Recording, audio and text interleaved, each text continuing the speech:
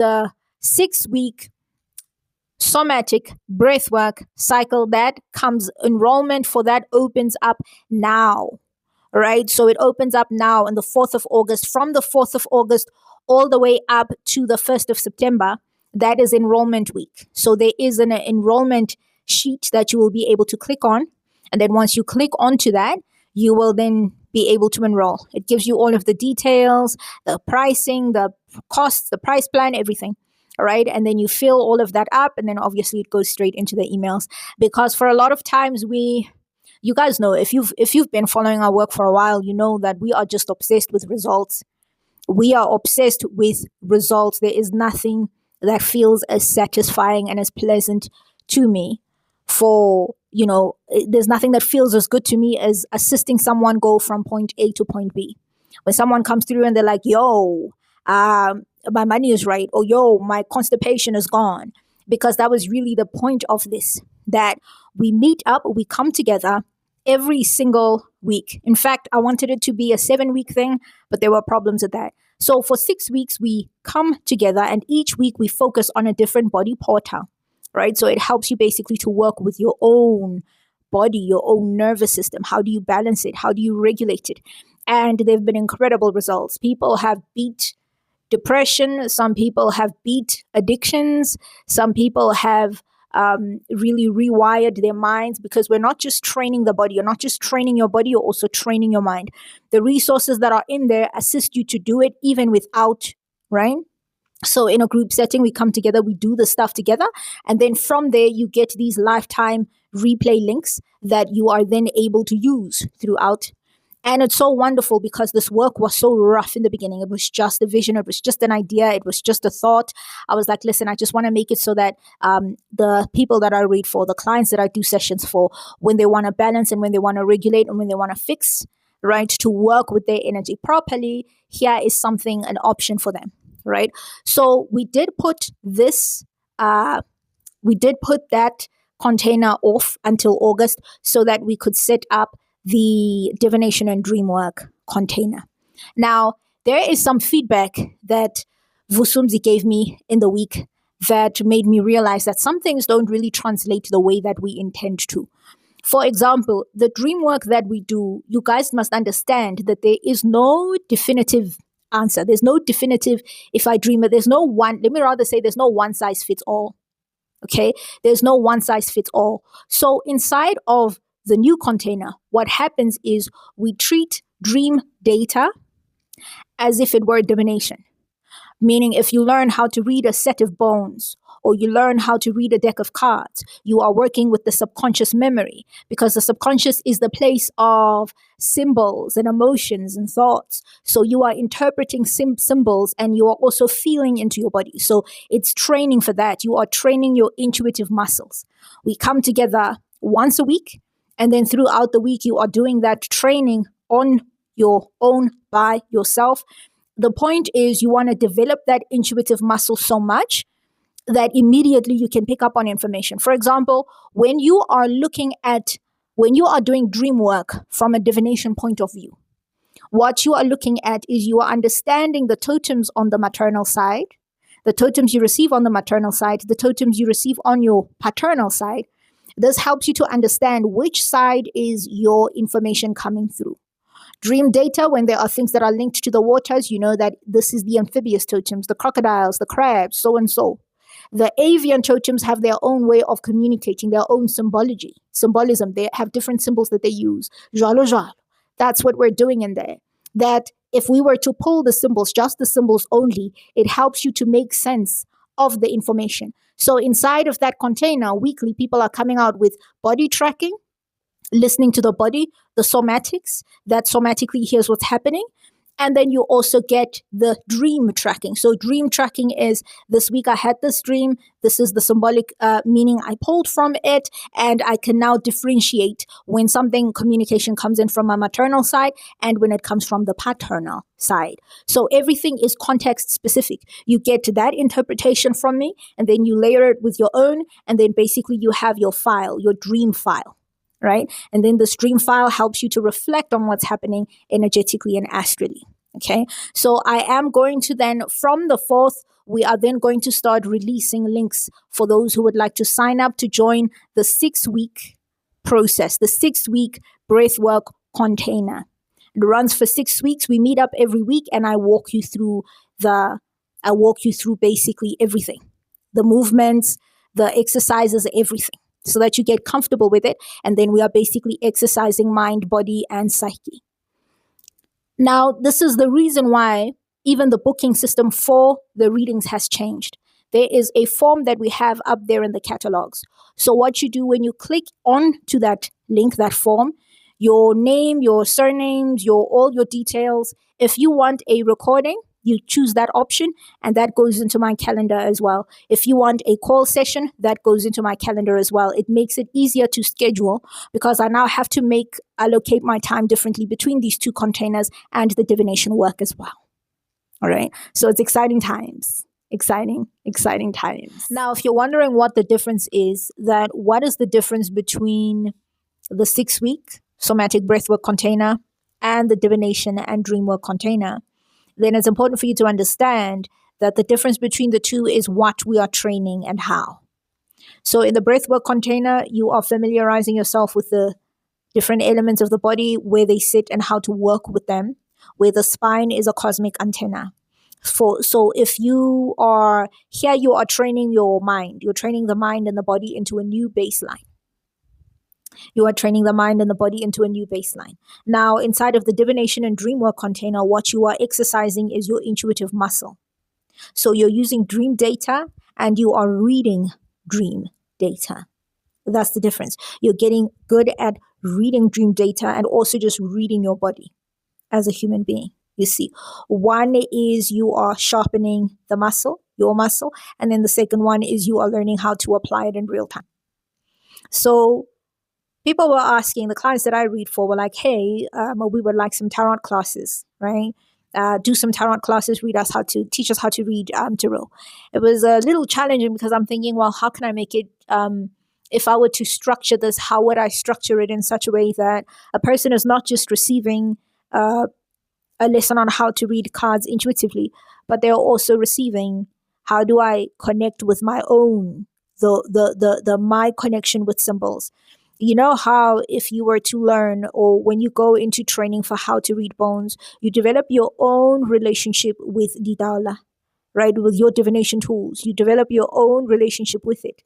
So now adding the dream work part is to integrate the astral body into those workings. That, do I understand how my paternal side shows up? Do I understand how my maternal side shows up? And am I learning how to differentiate between the symbolic communication?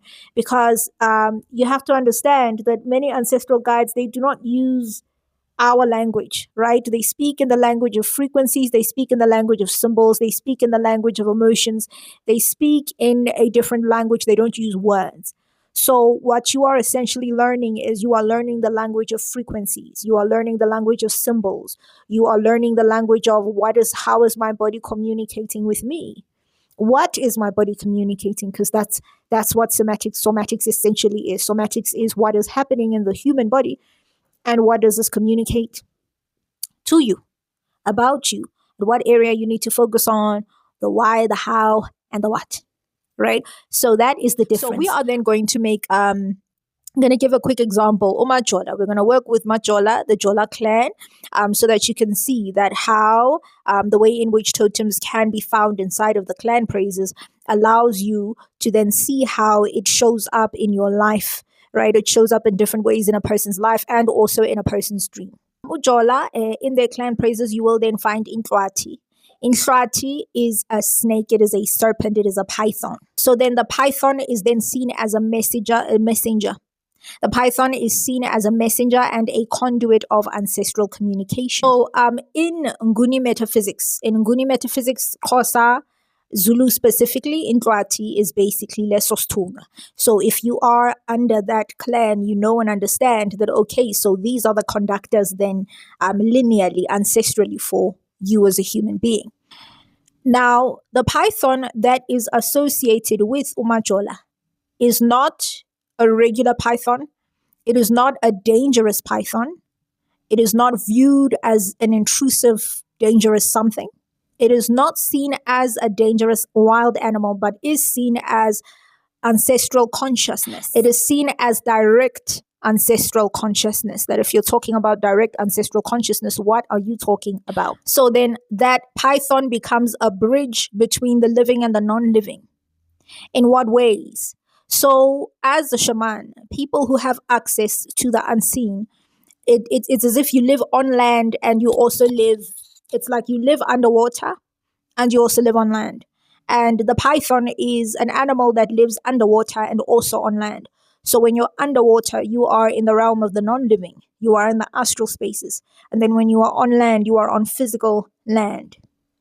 So now the python is literally the one animal that lives on both and that defies the laws of defies the known laws. It's the only animal that doesn't have legs and hands, but can navigate like any other animal. Can swim underwater, but can also climb trees without legs, without hands.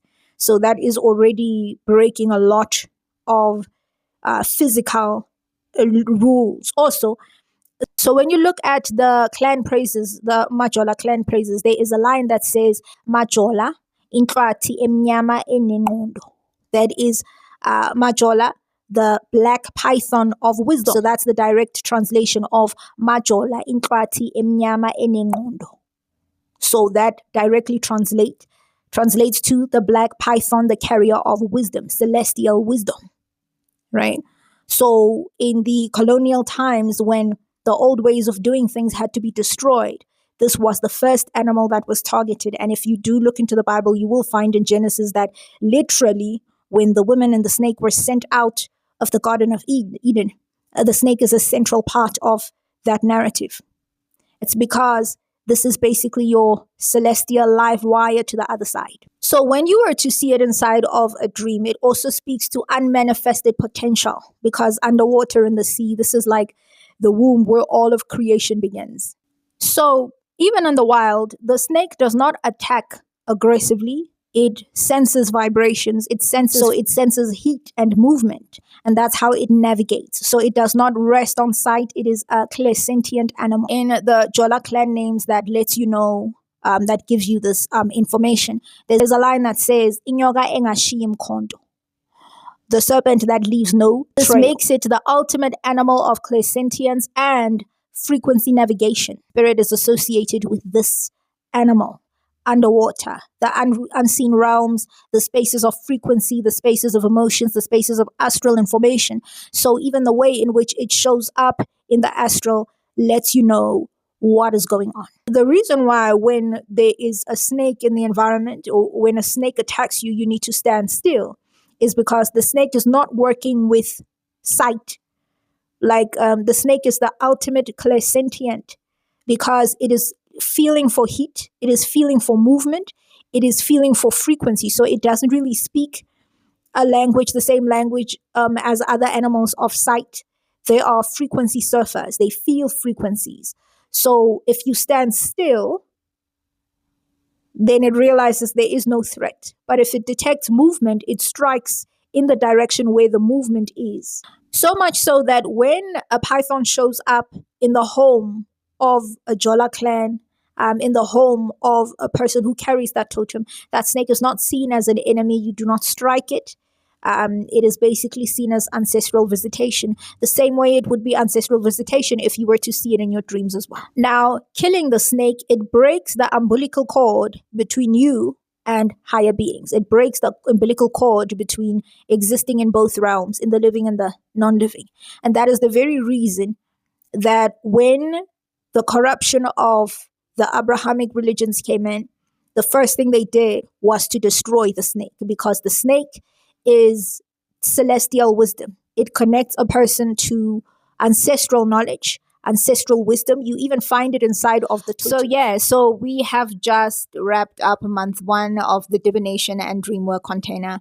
So I am celebrating because I had to put aside a few things to make sure that we set it up properly and everything goes well. So month 1 is down, 5 more to go.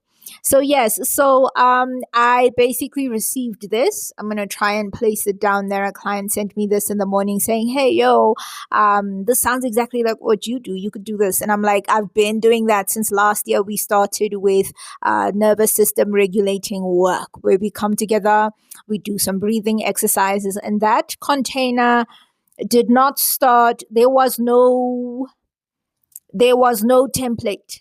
There wasn't a template. It was just I was giving clients, I would record on my device, overlay music in the background, and I would give them processes. I would give them the squeeze, breathe, release process. I would give them the washing portals process. I'd say, listen, this is what you then need to do, right? We are basically working with that gut brain connection. I was like, this is how you basically regulate your nervous system. Now, the problem then that we would then come across is that some of the clients would be like, Coco, this is difficult. This is hard. Can we talk us through it? Walk us through this thing, right? Many of us come from religious backgrounds where there isn't really room for very much exploration when it comes to the spiritual and energetic stuff. So a lot of the clients are like, I started, but then I stopped. It was hard to be consistent. So the 6-week program, that offering was created for people who want to be consistent with their regulation, right? So, of course, there's room for everyone, right? There's room for everyone.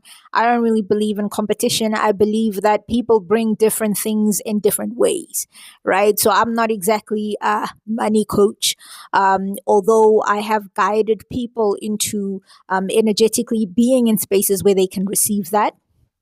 But thank you, because then it made me, it showed me that people are really looking out there, watching, and they're keeping tabs, which is always nice. Right, we are constantly improving systems and methods and the way in which we do things so that we can deliver better, bigger, better, greater. Right. So yes, so on that, weekly training the mind and body into a new baseline. Right, weekly training the mind and the body into a new baseline is what is being done inside of the 6-week cycle. So in there, we do breath work together. We do breath work together in the same space. And then you also, that's body training. And then you also receive processes that you do on your own for recalibrating and balancing and just rewiring your system. So there's mental training using 10 to 20 minute audio loops. So that helps to train the mind the same way that you're training the body into a new cycle. And if you understand how habits are formed and basically how habits form in the system, you'll see that you are rehabituating the body. All right. You are using this habituation process to set a new baseline and to solidify basically a new baseline into your system. All right. So with that balancing of the nervous system that we do, we meet up once a week via a Zoom Google Meets access link.